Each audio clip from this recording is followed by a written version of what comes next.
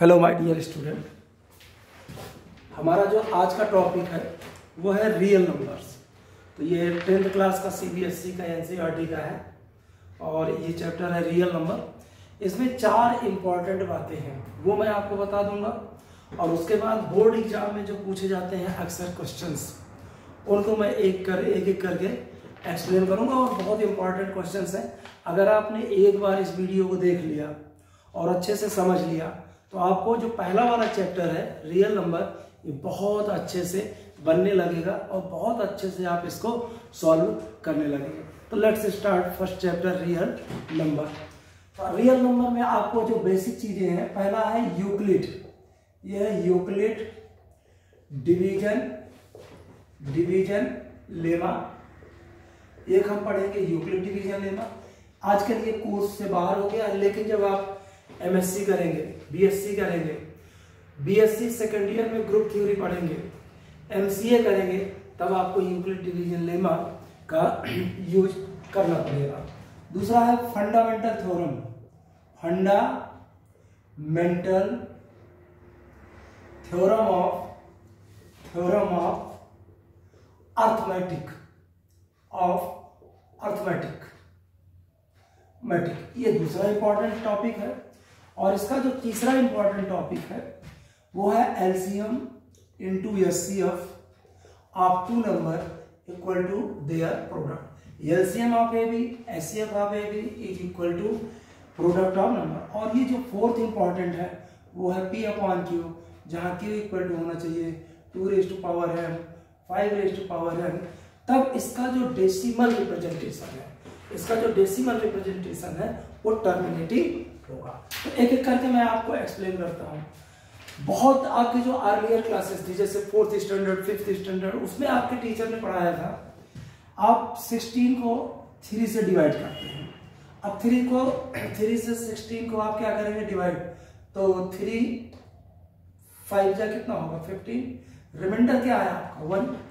अब आप 17/3 ले लीजिए। 17/3 3 से डिवाइड कर रहे हैं 17 को, 3 5 जा 15, रिमाइंडर क्या है 2। अब आप सपोज करिए कि 18 को आप 3 से डिवाइड करते हैं, तो 3 से 18 को डिवाइड करेंगे कितना आएगा, रिमाइंडर क्या आएगा 0। ठीक, 1 मिनट, हाँ 16 हो गया। 16 में आपका रिमाइंडर 1 आएगा। रिमाइंडर क्या आएगा 1 2, और यहाँ पे क्या आ गया फिर से 0। इसके बाद 19 ले लीजिए। 19/3, तो 3 से आप डिवाइड करेंगे 19 को, तो रिमाइंडर कितना आया आपका 1। आपने क्या देखा है, ऊपर के जितने भी हमने एक्सप्लेन किया, यहाँ पे आप लिख सकते हैं 16 को लिख सकते हैं आप 3 × 5 + 0। यहाँ पे आप 17 को लिख सकते हैं 3 × 5 + 2। यहाँ आप 18 को लिख सकते हैं, यू कैन राइट 18 = 3 × 6 और +0। यहाँ आप 19 को लिख सकते हैं 19 को क्या लिख सकते हैं 3 × 6 और +1। हर केस में देखिए, आपने 3 से अगर डिवाइड किया है, किससे डिवाइड किया है 3 से डिवाइड किया है, तो रिमाइंडर हमेशा आपको या तो 1 मिलेगा या 2 मिलेगा या 0 मिलेगा। अब इसी को हम क्या करते हैं, अगर आपके पास a > b है, कितना है a > b, चलिए यहां बता देता हूं मैं आपको, इनको तो मैं हटा देता हूं इसको। अब आपके पास क्या है, सपोज करिए कि a > b है, b आपको डिवाइड करता, b किसको डिवाइड करता है, b डिवाइड करता है a को, b डिवाइड करता है a को। कोएफिशिएंट आपको जो कोएफिशिएंट मिला वो मिला आपको क्या q, और जो रिमाइंडर मिला आपको, कोएफिशिएंट के बाद रिमाइंडर मिलेगा। रिमाइंडर अगर r हो तो इसी बात को आप लिखते हो a = bq + r where 0 r r b। अब देखिए r तो रिमाइंडर है और b क्या है, डिवाइजर है। तो ये जो रिमाइंडर होता है या तो 0 होगा या डिवाइजर से छोटा होगा, कभी डिवाइजर के बराबर नहीं होगा। ओके, तो ये आपका जो है वो डिविडेंड है, ये b आपका डिवाइजर है, ये q आपका कोएफिशिएंट है, क्वोशिएंट या क्वोशन, और ये r जो है आपका रिमाइंडर है। क्या है ये? रिमाइंडर है। आजकल यूक्लिड डिवीजन लेमा जो है ये आपके कोर्स से अलग कर दिया गया है, लेकिन इसका यूज है कहीं ना कहीं। जैसे एचसीएफ निकालना हो तो इसका यूज है, बाकी ग्रुप थ्योरी में इसका यूज है आपको। पर अभी आपको 10th में केवल इसका स्टेटमेंट पता हो तो बहुत अच्छा है, बाकी कोई जरूरत इसकी है नहीं। क्लियर हो गया? तो ये था Euclid division lemma. Euclid division lemma क्या कहता है? If a and b are two numbers and b divide a, q is quotient and r is remainder, then a can be expressed as a equal to bq plus r, where b is divisor and r is remainder, q is quotient। Clear हो गई बात ये? तो ये Euclid division lemma है। पहली exercise की जो फर्स्ट क्वेश्चन है उसको आपको एचसीएफ निकालने के लिए उसने बोला है यूक्लिड डिवीजन लेमा का यूज करने के लिए, बट आजकल आपके कोर्स में नहीं है तो उस क्वेश्चंस को आपको प्राइम फैक्टर से करना है। ठीक, अब दूसरा टॉपिक है हमारा। दूसरा टॉपिक है इसमें ये कहता है fundamental theorem of arithmetic. Fundamental theorem of arithmetic क्या कहता है? Prime factorisation of every integer is unique. जितने भी इंटीजर्स हैं उनका जो प्राइम फैक्टर्स होते हैं वो हमेशा यूनिक होते हैं। जैसे दो लोगों के डीएनए अलग अलग होते हैं, मैच नहीं करते, वैसे दो नंबर के जो प्राइम फैक्टर्स होंगे वो भी क्या करेंगे? एक जैसे नहीं होंगे, यूनिक होते हैं। अगर 15 का जो प्राइम फैक्टर है वो 12 के प्राइम फैक्टर के इक्वल नहीं होगा, 125 का जो प्राइम फैक्टर है वो 120 के इक्वल नहीं होगा। तो देखिए जैसे 12 है, 12 का आप क्या लिखते हो? 3 into 4, या आप लिखते हो 3 into 2 into 2, या आप 1 into 2 into 2 इक्वल टू 3 लिख सकते हो। ये जो 15 है इसको क्या लिखोगे आप? 3 into 5 लिखें, या 1 into 3 into 5 लिखें। ये 12 का जो प्राइम फैक्टर है वो यूनिक है, उसमें 1 है, 2 है, 2 है, 3 है, जबकि 15 के प्राइम फैक्टर में 1 है, 3 है और 5 है। 1 को चाहे आप लिखें चाहे ना लिखें, क्योंकि 1 एक ऐसा यूनिवर्सल नंबर है जो सभी के साथ प्रोडक्ट में रह सकता है। 1 क्लियर हो गई बात? अब ये दो नंबर मिल गए आपको, ये इनके क्या है? Prime factors. ठीक है ना? ये प्राइम फैक्टर्स हो गए 12 और 15 की। ये क्या होते हैं? यूनिक होते हैं। It does not matter in what order they come. इसका मतलब हुआ कि ये चाहे 3 आगे आए और चाहे बाद में आए, चाहे ऐसे लिखे आप, चाहे आप 1 into 2 into 3 into 2 लिखें, इससे कोई फर्क नहीं पड़ता। It does not matter in what order they come, but prime factors of each integer is unique. ये कहलाता है फंडामेंटल थ्योरम ऑफ अर्थमेटिक। अब देखिए जो तीसरा टॉपिक इसमें हम पढ़ेंगे LCM. LCM of A B into HCF of A B is equal to product of A and B. Least common multiple of A and B into highest common factor of A and B is equal to product of number. तो ये product of number के इक्वल होगा। इसको तो आप ये देखिए जो ऊपर का एग्जांपल है 12 के प्राइम फैक्टर्स, 15 के प्राइम फैक्टर्स, मैं इसी से बता देता हूँ। ठीक, पहले तो एलसीएम देख लेते हैं। LCM of 12, LCM of 12 and 15 देखिए एलसीएम में क्या करते हैं हम? आइदर आर की कंडीशन लगाते हैं, या तो 12 के प्राइम फैक्टर में हो या 15 में हो या दोनों जगह हो, और उसका मैक्सिमम पावर लेते हैं। क्या लेते हैं? मैक्सिमम पावर लेते हैं। अब देखिए जरा, इसी को आप ऐसा भी लिख सकते थे 2 raised to power 2 into 3, और ये तो आप लिख ही चुके हैं 3 into 5। तो अब जरा देखिए दोनों में क्या है? 3 दोनों में है, 3 यहाँ भी है, 3 यहाँ भी है। 2 की पावर मैक्सिमम, यहाँ 2 है, यहाँ नहीं है, तब भी एलसीएम के केस में लेंगे हम। 5 यहाँ पे नहीं है, यहाँ है, तब भी हम 5 लेंगे। क्लियर हो गई बात? तो ये सब पूरा का पूरा हम क्या करेंगे? कर लेते हैं, उसमें कोई प्रॉब्लम नहीं आती। ओके, तो ये आपका 3 हो गया, ये आपका 4 हो गया, और ये हो गया 5। इनको मल्टीप्लाई करिए। चलिए ये 4 3 जा 12, 12 5 जा कितना होगा? 60 होगा। हुआ? एचसीएफ निकाल लेते हैं। HCF of 12, 15 is equal to 12, 15 equal to. HCF में क्या करते हैं? लीस्ट पावर देते हैं और दोनों के ही प्राइम फैक्टर होने चाहिए, दैट इज कॉमन फैक्टर होने चाहिए। देखिए 2 यहाँ है, यहाँ नहीं है, इसलिए नहीं लेंगे। 3 यहाँ भी है, यहाँ भी है, तो हम लेंगे 3।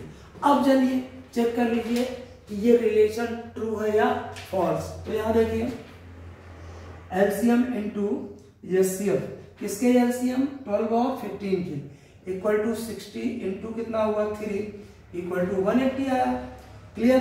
Product of number, product of number, तो नंबर कौन से 12 था और 15 था, मल्टीप्लाई करिए, 15 2 जा 30, 15 1 जा 15 और प्लस 3 18 180। तो देखिए ये रिलेशन आ गया कि नहीं, LCM of 12 15 into HCF of 12 15 is equal to 12 into 15, that is 180 equal to 180।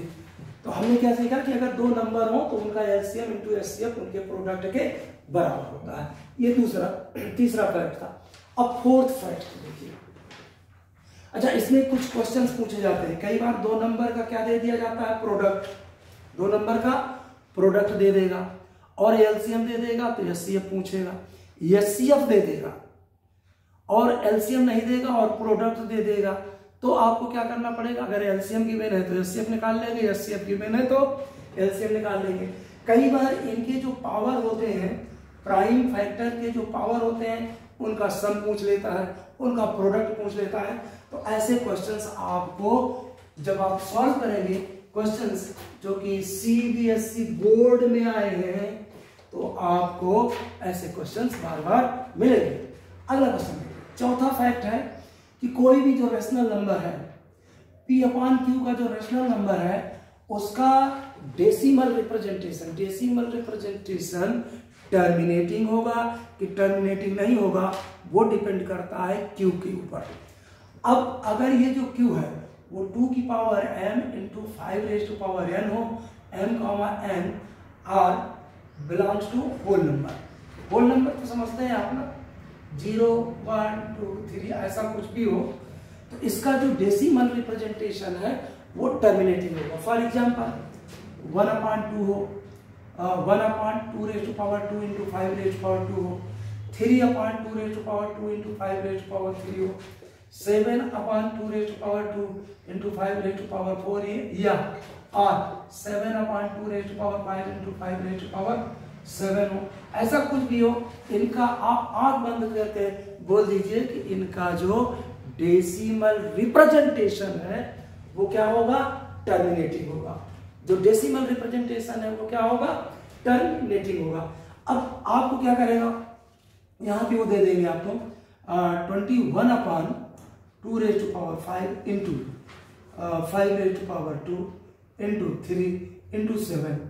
अब आप बोलोगे कि इसका तो डेसिमल रिप्रेजेंटेशन टर्मिनेटिंग होगा ही नहीं, क्योंकि Q जो है वो 2 की पावर m और 5 की पावर n तो है, लेकिन 3 और 7 दिया गया है। तो इतनी जल्दी में मत रहना, पहले आप चेक कर लिया करिए कि 3 और 7 कहीं यहाँ कैंसिल तो नहीं हो रहा है। देखो ये कैंसिल हो रहा है, 3 7 3 जा 21 से 21 कैंसिल हो जाएगा। तो ये क्या लिखा है, 2 की पावर 5 इंटू 5 की पावर 2, तो इसका भी डेसिमल रिप्रेजेंटेशन टर्मिनेटिंग होगा। अब देखिए आप, अगर आपको दे दिया जाए चलिए कुछ और दे देते हैं, 11/2 raise to power 2 into 5 raise to power 2 into 3 दे दे, या 11/2 raise to power 2 into 5 raise to power 3 into 7। अब इसका जो डेसिमल रिप्रेजेंटेशन है वो टर्मिनेटिंग नहीं होगा। क्यों नहीं होगा, क्योंकि यहाँ पे 3 है और 3 से कैंसिल नहीं होगा, यहाँ 7 है और 7 से 11 कैंसिल नहीं होगा। तो यही फैक्ट है, इनको आपको क्या करना है, देखना है कि कैसा होगा या कैसा नहीं। तो अब हम आपको क्वेश्चन लिखवाते जाते हैं कुछ और उनको सॉल्व करवाते जाते हैं 1 बाय 1। तो ये पहला क्वेश्चन है, यह है क्वेश्चन नंबर 1। क्वेश्चन नंबर 1 है, the exponent of 5 in prime factorisation of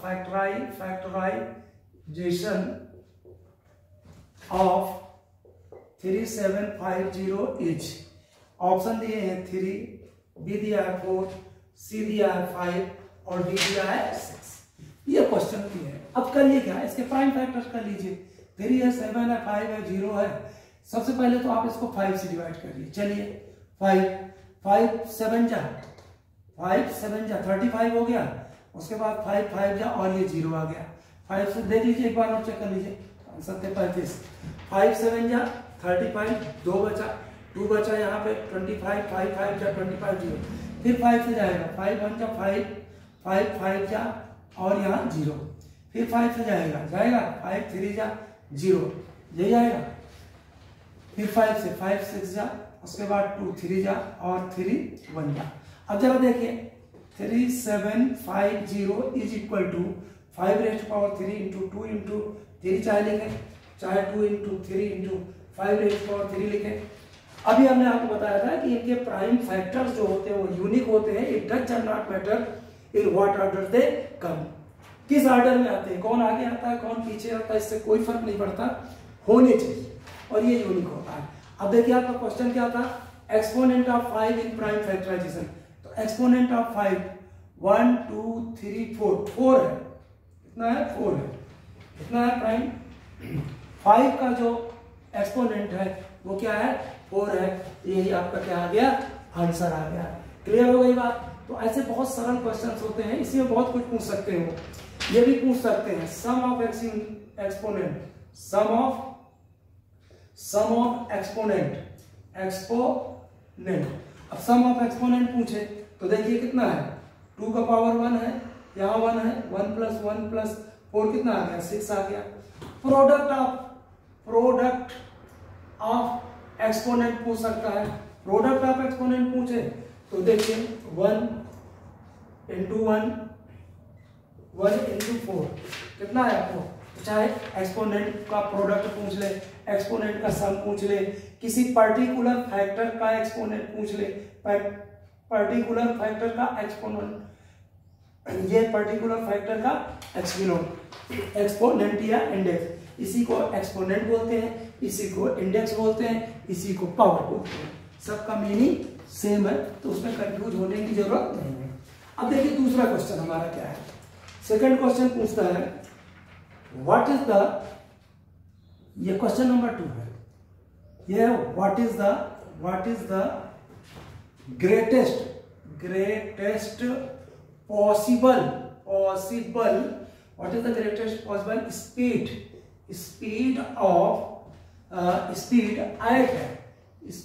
at which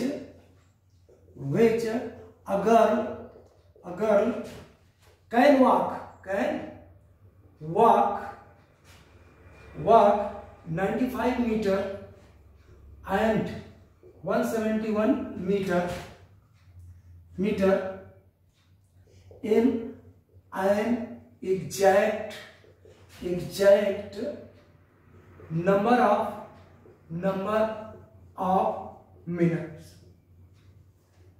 और इसमें ए दिया है 17 दिया है मीटर पर मिनट, बी है 19 मीटर पर मिनट, सी है 23 मीटर पर मिनट और डी दिया है 13 मीटर पर मिनट। देखिएगा what is the greatest possible speed at which a girl can walk 95 meter and 170 meter in exact number of minutes।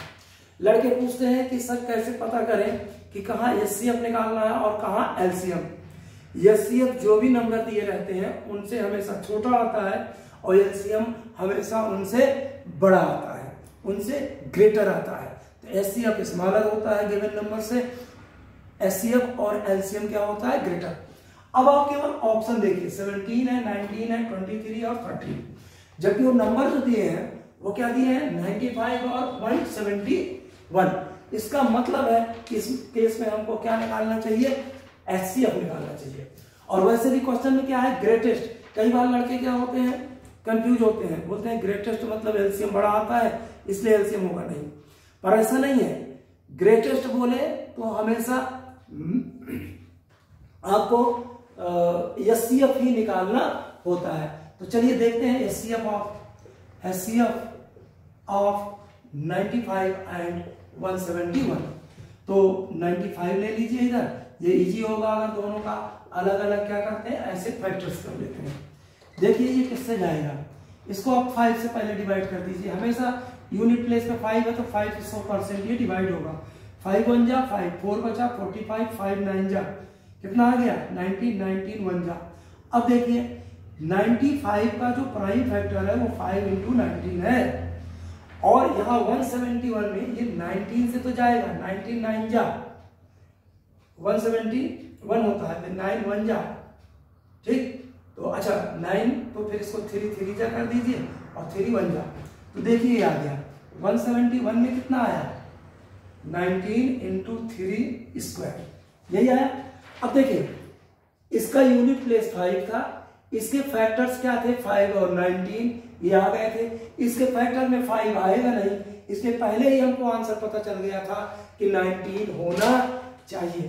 तो कई बार क्या होता है थोड़ा सा आप कॉमन सेंस यूज करें तो अपने आप इसका फैक्टर करने की जरूरत नहीं पड़ी थी, क्योंकि इसका यूनिट प्लेस पे क्या है 1 है, तो इसमें कभी 5 आएगा नहीं, और इसमें 2 ही है, और निकालना क्या था हमको HCF निकालना था, तो HCF इसका 19 ही आएगा। चलिए थर्ड क्वेश्चन देखते हैं। हमारा थर्ड क्वेश्चन क्या कहता है, let's see what is third question. According to third question, question number 3, ये बोल रहे हैं 3 alarm clocks, 3 alarm clock ring their alarm at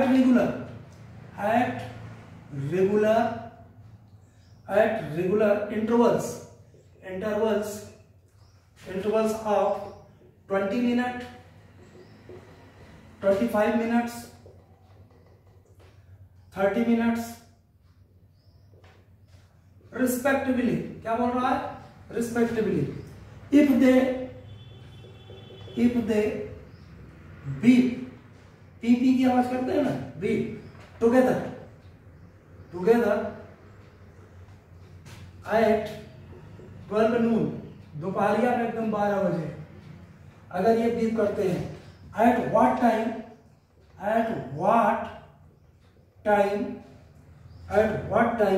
they will beep again. फिर अगर एक बार दोपहरी में बोल चुके हैं, ठीक 12 बजे दिन में बोल चुके हैं, तो दोबारा कब बोलेंगे। इसमें 4 PM दिया है और B दिया है 4:30 PM, C दिया है 5 PM और D दिया है 5:30 PM। ये 4 ऑप्शंस दिए हैं। देखिए ये अलार्म है, ये बज रहे हैं, जब भी ये बजेंगे 20 मिनट, 30 मिनट और 25 मिनट, इनका जो एलसीएम होगा वो 20, 30 और 25 मिनट से ज्यादा होगा।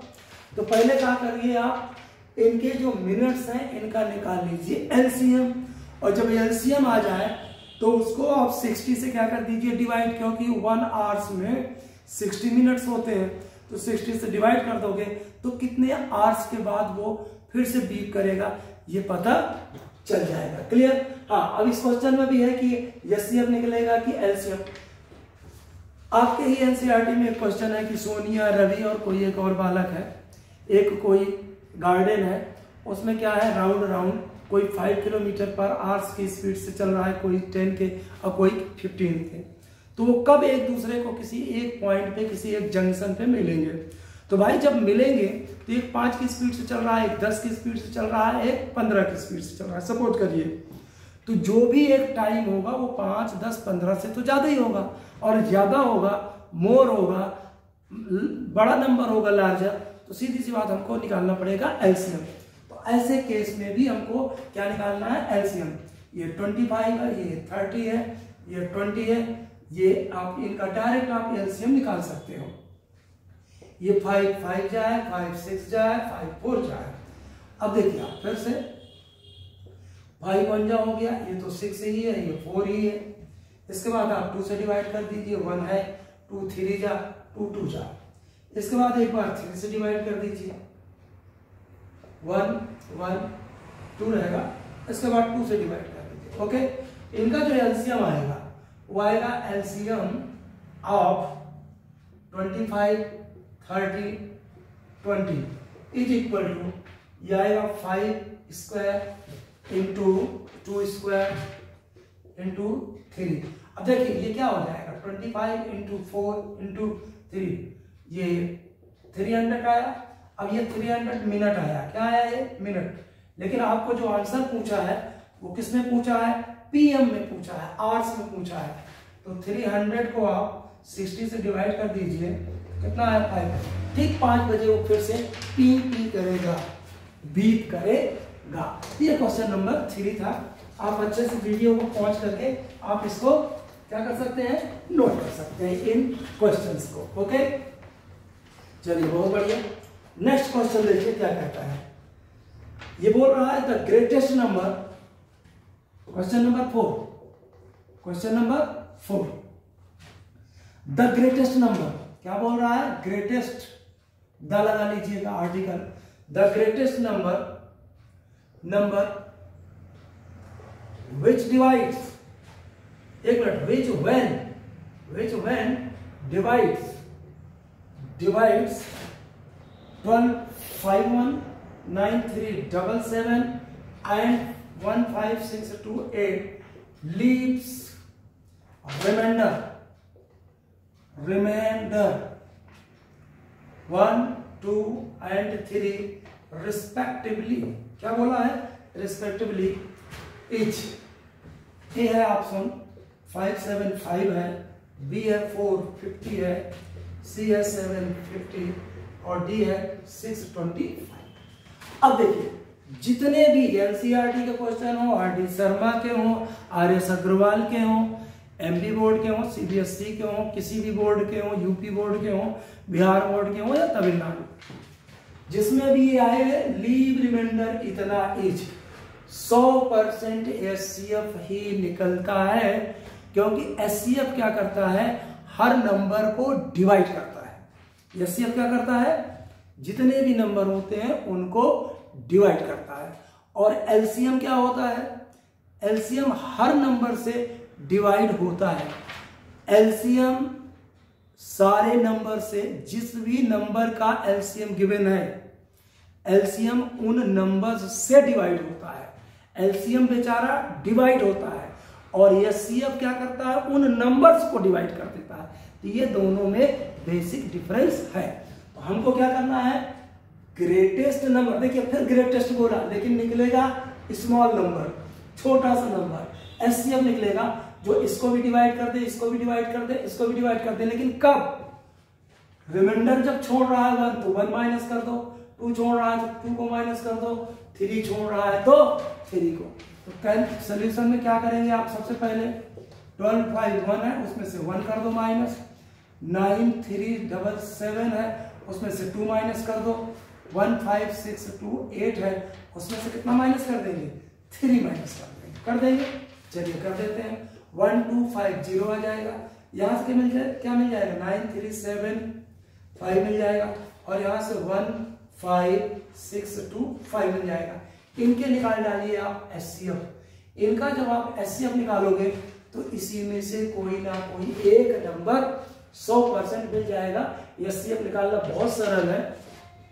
12 ये है 1250 है, यहाँ पे है 9375 है और 15625 है। इनके एलसीएम आप इनके आप प्राइम फैक्टर्स निकाल डालिए। सबसे बढ़िया चीज क्या है कि हर नंबर जो है वो 5 से डिविजिबल है। ये देखिए 5 से आप इसको डिवाइड करिए, 5 2 जा 10, 5 5 जा 0, फिर कितना है 5 5 जा ये 5 कितना आया 10 जा, फिर कितना आएगा 5 कितना 5 2 जा और फिर 2 1 जा। क्लियर हो गया। अब देखिए इसमें से कौन सा हो सकता है, ठीक है ना, क्योंकि जो एचसीएफ होता है वो कॉमन फैक्टर होता है। क्या होता है, कॉमन होता है। यहाँ देखिए 5 1 जा 5, कितना बचा 4 बचा, 43 हो जाएगा। 5 8 जा, ठीक है ना 3, तो 5 7 जा और 5 3 जा, शायद यही आएगा। 5 1 जा, ठीक है 43 हो गया। 5 8 जा 37 हो गया, और यहाँ गड़बड़ हो गया, ठीक। 5 1 जा 5 43 हो गया, ठीक है 37 आया, 5 7 35, 2 आया 25, ठीक है। फिर ये 5 से डिवाइड हो जाएगा, तो 5 3 15, 5 3 जा और फिर 5 3 जा 25, फिर 5 से जाएगा ये 5 3 5 7 25, ये आएगा 9 7 जा, नहीं कुछ गड़बड़ हो गया, कुछ गड़बड़ हो गया, करते हैं 5 6 जा और 5 7 जा। देखिए अब ये 67 है, 7 6 13, ये देखिए किसी से डिवाइड होता है कि नहीं, या कुछ गड़बड़ तो नहीं किया है, क्योंकि होता तो बहुत सरल सा है। देख लेते हैं फिर से एक बार, जस्ट 1 मिनट। ये 5 है, 5, ये 5 है तो कितना होगा 5 1 जा 5, 5 1 जा 5, 4 बचा 43, 5 8 40, 5 8 जा 14, 5 8 जा 40, 37, तो 37 है तो 5 7 35, ठीक है ना 37, और इसके बाद बचेगा 5, जी बिल्कुल, ये 5 ये हो जाएगा 5 3 15 और 5 6 30 और 5 1 मिनट 5 3 15 और ये 37 आएगा, 5 6 30, 5 6 30, 5 7 35, ठीक। 5 3 15 37 हुआ, 5 7 35, 2 मतलब 25, जी बिल्कुल। फिर 5 से जाएगा 5 7 35 और 5 25, जी बिल्कुल 5, और फिर इसके बाद ये कितना आएगा 5 1 जा 5 5 5 जा, फिर 5 3 जा और फिर 3 1 जा। सिमिलरली आप इसका कर लेंगे तो इसी में से कोई ना कोई एक ऑप्शन आ जाएगा, इसको आप करके घर में बताइएगा। चलिए इसका भी देख लेते हैं। ये 5 है, 5 3 जा 15, 5 1 जा और 5 5 2 जा 5 5 जा। फिर से देख लीजिए 5 3 15, 5 1 5, 6 में से 5 जाएंगे 5 2 10 और 5 3 5 25, ठीक। फिर देखिए 5 6 30, ठीक है 12 बचे 5 9 25। अब इसको तो 25 25 जा होता है, फिर 25 1 जा, ऐसा करते नहीं लेकिन अब ये हो रहा है तो कर दिया हमने। तो देखिए अब इसमें से ये जो 12 है उसका कितना आया 5⁴ × 2 आया, इसका 12 50 का। चलिए यहाँ कर देते हैं कि प्राइम फैक्टर्स लिख देते हैं, इम्प्लाइड इम्प्लाइड इम्प्लाइड। अभी इसका तो हमने निकाल लिया है, इसका कितना आया 5⁴ 5⁴ × 2 आया, × 2 आ गया। इसका कितना है देखिए 1 2 3 4 5, 5⁵ सही है बिल्कुल इन। और यहाँ देखिए कितना आएगा 5⁵2 5⁵2 5⁵2, तो ये आएगा 1 2 2 2 4 और 2 6, 5⁵ कितना आया 6।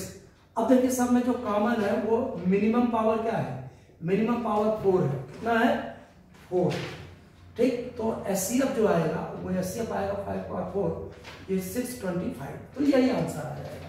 तो थोड़ा सा आप करते जाएंगे तो आपको आंसर मिलता जाएगा। तो इसमें क्या निकला HCF।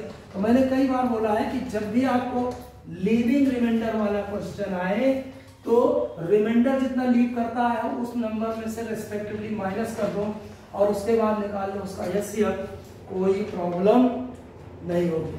अगला क्वेश्चन है क्वेश्चन नंबर 5 है। Question number 5, if A³ and B³ if A and B are coprime, क्या है को-प्राइम है, then A³ and B³ are A है को-प्राइम कि को-प्राइम होंगे, B है नॉट प्राइम, C है इवन नंबर इवन, और D है ऑड, क्या है ऑड।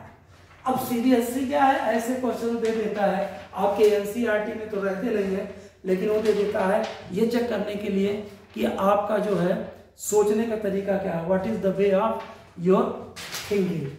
अब देखिए ए एंड बी आर को प्राइम दे दिया। सबसे पहले तो आपको को प्राइम पता होना चाहिए, को प्राइम।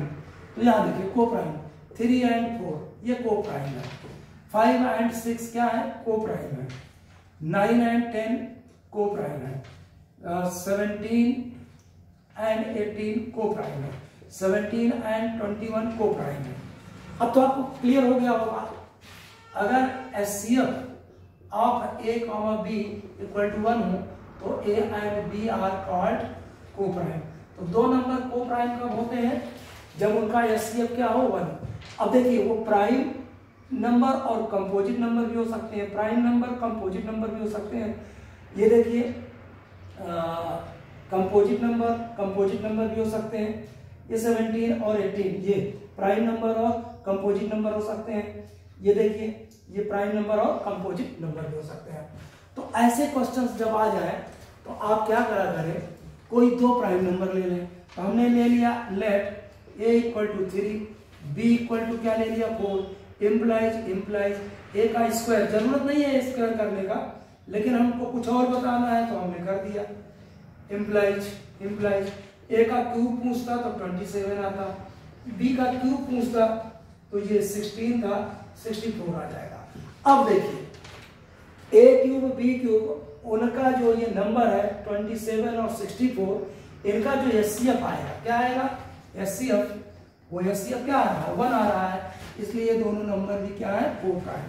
इन दोनों का भी HCF देखो, इनका स्क्वायर का भी HCF कितना आ रहा है इनका 1, तो HCF of a square comma b square equal to क्या है 1, HCF of a cube comma b cube ये भी क्या है 1 है। तो अब आपसे कभी भी दो को प्राइम नंबर पूछे और उनके स्क्वायर का पूछे कि उनका स्क्वायर कैसा होगा, तो वो भी को प्राइम होगा। क्यूब पूछे तो वो भी को प्राइम होगा। कोई भी इंटीग्रल या पॉजिटिव पावर, कोई भी पॉजिटिव इंटीजर वाली पावर पूछे ए और बी का, जबकि ए और बी क्या है को प्राइम है, तो हमेशा को प्राइम ही आएगा। If a and b are two numbers which are co-prime with respect to each other, then their square, their cube, their power 4, their power n, where n is whole number, must be co-prime. Always keep in mind. तो ऐसे question को क्या करा करिए, जो number बोला है ऐसे दो नंबर कोई सा भी कंसीडर कर लिया करो, पर छोटे नंबर लोगे कैलकुलेशन छोटा होगा, जल्दी आएगा। अब बड़े बड़े नंबर ले लोगे तो ना तो इनका स्क्वायर करते बनेगा आपसे, ना तो क्यूब करते। ये तो वही बात हो गई, O my dear ox come and hit to me, ए मेरे प्यारे बैल आओ और मुझे मारो। तो कोई नहीं चाहता कि आप बैल मुझे मारो, तो ऐसा आपको भी नहीं करना चाहिए। आपको नंबर तो उतने मिलेंगे, तो वहाँ ज्यादा होशियारी बताने की जरूरत नहीं है। Don't show your extra mind. Okay, next question. Our next question is, ये पूरी आपकी जो NCERT में जो कुछ भी है सब अभी कवर हो जाएगा। If n is a, ये क्वेश्चन नंबर 6 है। If n is a natural number, ये देखिए नेचुरल पे आपको क्या करना है, कंसंट्रेट करना है। Natural number then 2 into 5 raised to power n plus 6 raised to power, ऐसे आजकल ट्रेंड में है, ऐसे क्वेश्चन बहुत पूछे जाते हैं। ये सब जेई का ही पैटर्न आपको आ गया है आजकल 9 टेंथ से। अब ये ऑप्शन दे दिया उनने 1, बी दे दिया है 2, सी दे दिया है 3 और डी दे दिया है 2। देखिए बहुत इजी क्वेश्चन है। वैसे तो आप क्या करते हैं, जाएंगे सोचेंगे कैसे सॉल्व करें कैसे, तो इसका कोई ऐसा पर्टिकुलर सोल्यूशन नहीं होता है कि x² - 5x + 6 फैक्टराइज और लग गए उसको फैक्टराइज करने में, ऐसा कुछ नहीं है। लेट n इक्वल टू क्या होगा 1 2 3 4 5 6 एंड सो ऑन। अब आपको क्या करना चाहिए, स्मॉलेस्ट नंबर लेना चाहिए, क्योंकि आपको क्या करना है, चेक करना है। लेने को तो कुछ भी ले सकते हो, कैलकुलेशन बड़ा हो जाएगा। तो अगर आप n इक्वल टू 1 लेते हैं तो 2 5 की पावर n + 6 की पावर n, ये 2 आ जाएगा। अब देखिए 5 की पावर 1 + 6 की पावर 1, ये तो कुछ होगा नहीं। कितना है 6 5 6 + 5 11 11 2 जा 22 आया। यूनिट प्लेस क्या है, यूनिट प्लेस देखिए यूनिट प्लेस 2 है कि नहीं, तो एंड विथ कितना हो जाएगा, जस्ट 1 मिनट। ऑप्शन में 1 था, यहाँ 4 था, यहाँ 3 था और यहाँ 2 था, तो 2 ही आपका आंसर है। तो कभी भी पूछे कि एंड विथ तो हमेशा यूनिट प्लेस देखते हैं।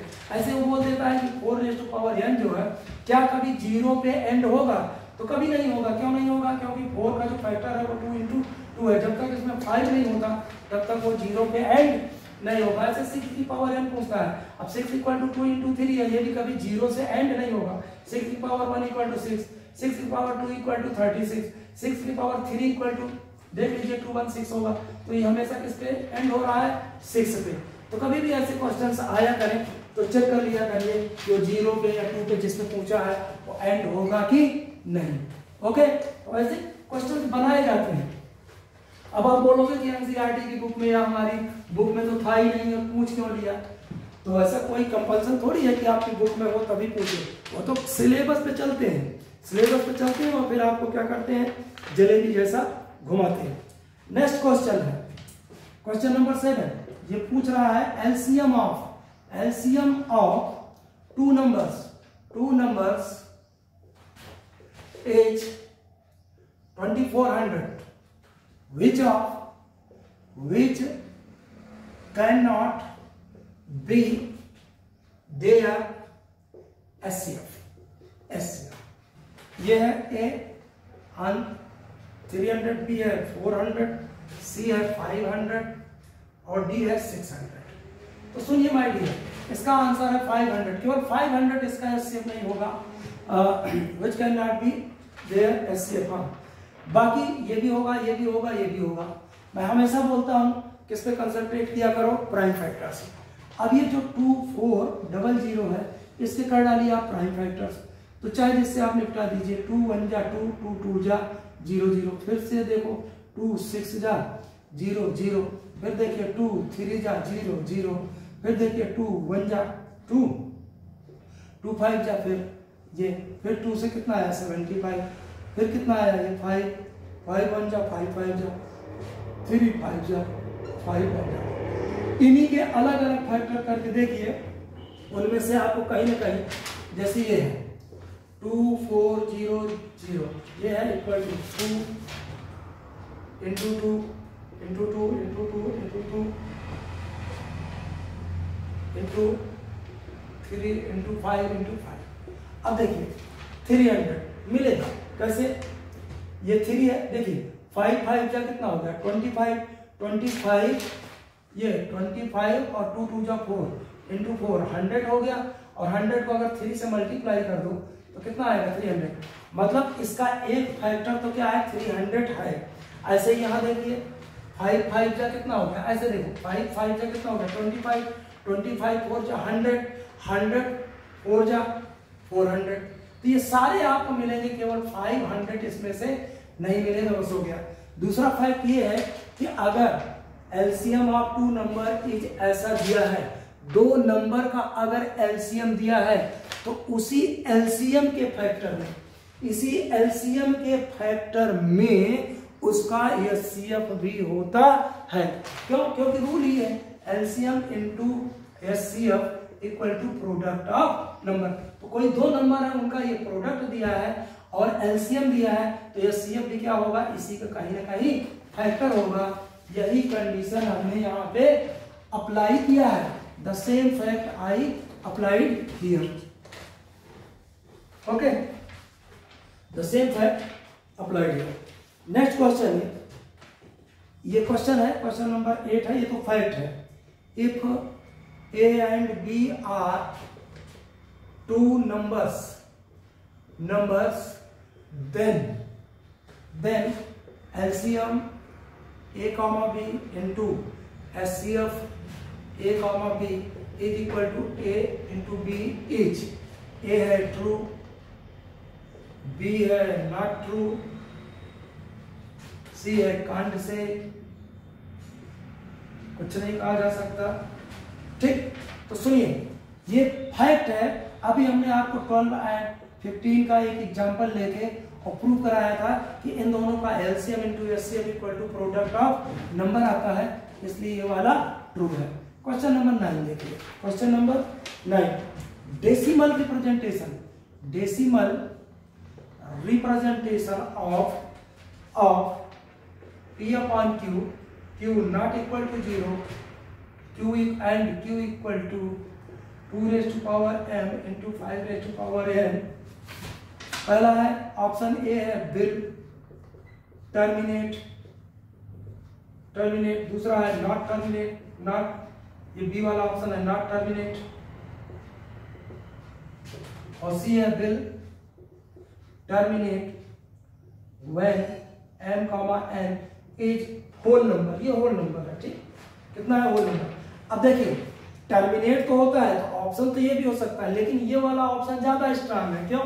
क्योंकि जो m है और ये n है, ये क्या होने चाहिए, ये जो m और n है, ये m भी क्या होना चाहिए, होल नंबर होना चाहिए। 0 1 2 3 कुछ भी हो सकता है। m भी क्या होना चाहिए, 0 1 2 3 कुछ भी हो सकते हैं। क्या होना चाहिए, होल नंबर होना चाहिए।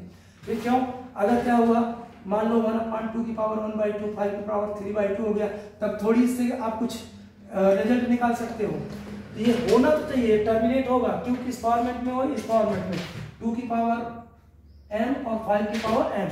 लेकिन m और n क्या होने चाहिए, आपके पॉजिटिव इंटीजर्स होना चाहिए। अगर ये पॉजिटिव इंटीजर्स नहीं है तो फिर ये पॉसिबल ही नहीं है। It is not possible, it's not possible. Okay, next question है हमारा ये है 10 number question. If √2 is irrational then, अब पूछ रहा है पहला 2√2 एंड 2 ± √2 आर। पहला है रैशनल, दूसरा है इरेशनल। अब देखिए सॉल्यूशन, √2 क्या है, इरेशनल है, आपको पहले से पता है। और अगर आप कोई भी उसमें से रेशनल नंबर को क्या कर देते हो, मल्टीप्लाई, तो वो भी क्या होगा, इरेशनल ही होता है। 2 जो है √2 जो है वो आपका इरेशनल है। क्या है, इरेशनल। अब अगर आप क्या करते हैं, 2 जो कि रेशनल है, उसको आप क्या करते हैं, ऐड करते हैं या सब्ट्रैक्ट करते हैं, तो भी वो क्या दे देगा, इरेशनल ही देगा। लेकिन ध्यान रखिएगा √2 एंड -√2 ये दो अलग अलग नंबर हैं, दोनों इरेशनल हैं। अगर आप इनको ऐड करते हो, क्या करते हो, ऐड करते हो, तो ये देखो 0 आया जो कि क्या होता है, रेशनल। तो दो इरेशनल को कई बार ऐड करने पे आपको क्या मिल गया, रेशनल मिल गया। √2 और फिर -√2, तो ये कितना दे देगा, -2। ये क्या है, रेशनल। तो ये आपको हमने एक फैक्ट बताया कि दो इरेशनल का जो है सम प्रोडक्ट रेशनल भी हो सकता है और इरेशनल भी हो सकता है। अब इरेशनल देखिए कैसे, जैसे √2 एंड √3 ले लो, तो क्या आया, √2 + √3, ये इरेशनल होगा। √2 × √6 3 इक्वल टू √6, ये क्या होगा, इरेशनल। तो दो इरेशनल नंबर का सम, प्रोडक्ट, डिवीजन, सब्ट्रैक्शन इरेशनल भी हो सकता है और रेशनल भी हो सकता है। ठीक, तो ये सब डिपेंड करता है किस पे, फैक्ट पे। तो ऐसे क्वेश्चंस आपकी बुक्स में बहुत हैं। एक है कि एक आर्मी वाले हैं, उनका पूरा कॉग्निजेंट जो है वो पैदल मार्च करता है, ठीक है ना, तो हर रो में कितने होने चाहिए, तो उसमें एचसीएफ निकलेगा। एक सोनिया और रवि वाला है तो उसमें एलसीएम मिलेगा क्योंकि वो दौड़ रहे हैं, ठीक है। तो जहां पे क्या हो, आपके ऑप्शन में जो भी ऑप्शन में है वो गिवन नंबर से छोटा नंबर हो तो वहां एचसीएफ निकलेगा, और बड़ा नंबर हो तो एलसीएम मिलेगा। तो आप इस वीडियो को देख लें, और उसके बाद हमारा एक वीडियो और है, उसमें और बहुत सारे क्वेश्चंस हैं। अगर ये 2 वीडियोस आप देख लेते हैं तो आपका जो एनसीईआरटी का पहला चैप्टर है वो पूरा का पूरा क्लियर हो जाएगा, उसमें कोई प्रॉब्लम नहीं आएगी। केवल क्या है, फंडामेंटल थ्योरम ऑफ अर्थमेटिक है, एलसीएम × एचसीएफ है और P/Q का है। ऐसे छोटे छोटे से इसमें क्वेश्चंस आते हैं, और मैक्सिमम जो कॉन्सेप्चुअल क्वेश्चन आते हैं, कॉन्सेप्ट बेस्ड क्वेश्चंस आते हैं, वो प्राइम फैक्टर्स पे ही आते हैं, एलसीएम × एचसीएफ पे ही आते हैं, और P/Q के फॉर्म में ही आते हैं। और इतनी ही बातें इसमें हैं, बस बच्चा कंफ्यूज ये होता है कि कहाँ एचसीएफ निकालना है और कहाँ एलसीएम, तो उसका कॉन्सेप्ट हमने बता दिया। Thank you for watching.